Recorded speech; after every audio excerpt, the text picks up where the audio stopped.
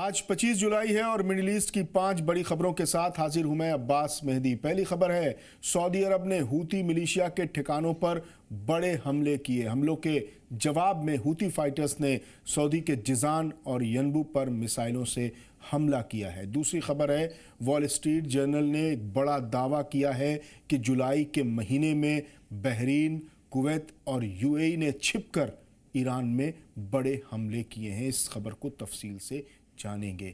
तीसरी खबर है कि नेटो समिट से लौटते वक्त ट्रंप को सताने लगा था ईरानी हमलों का डर, आखिरी वक्त में बदला था अपना एयरफोर्स वन प्लेन। इस खबर को भी तफसील से जानेंगे।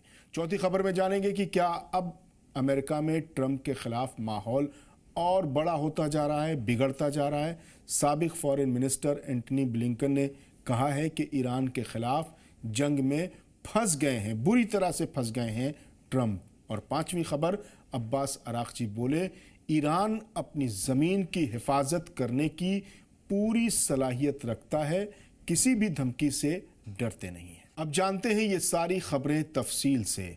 सऊदी अरब ने यमन के हुदैदा सूबे में हूती मिलिशिया के ठिकानों पर हवाई हमले करने का दावा किया है। सऊदी फौज के तर्जुमान मेजर जनरल तुर्की अल मालिकी ने कहा कि ये कार्रवाई हूती मिलिशिया के मिलिट्री ठिकानों के खिलाफ की गई है, लेकिन सऊदी अरब के इस हमले के कुछ ही देर बाद हूती लड़ाकों ने भी सऊदी अरब के जिजान इलाके में हमला किया।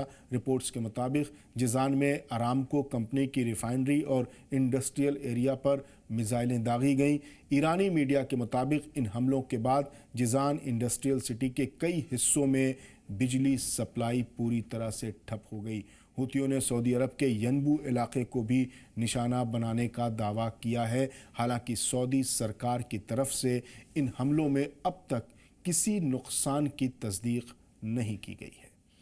उधर खाड़ी के मोर्चे पर हालात और ज़्यादा उलझते जा रहे हैं। वॉल स्ट्रीट जर्नल की एक चौंकाने वाली रिपोर्ट के मुताबिक बहरीन और कुवैत ने इस महीने सीक्रेट तौर पर यानी छिपकर ईरान के अंदर फौजी ठिकानों पर हवाई हमले किए हैं। अगर ये दावा सही साबित होता है तो पहली बार दोनों मुल्कों ने सीधे ईरान के खिलाफ मिलिट्री एक्शन लिया है। रिपोर्ट में कहा गया है कि ईरान के ड्रोन्स और मिसाइल स्टोरेज साइट्स समेत कई ठिकानों को निशाना बनाया गया है। इस रिपोर्ट में सबसे अहम दावा यूनाइटेड अरब अमीरात को लेकर किया गया है। रिपोर्ट के मुताबिक यूएई ने खुद बमबारी नहीं की, लेकिन उसने ईरानी ठिकानों की खुफिया जानकारी मुहैया कराई और पूरे ऑपरेशन के दौरान एयर कवर देकर अहम रोल अदा किया है। ईरान की तरफ से अभी तक इन दावों पर कोई ऑफिशियल बयान नहीं आया है। बढ़ते हैं अगली खबर की तरफ। इस बीच एक दावा और हुआ है।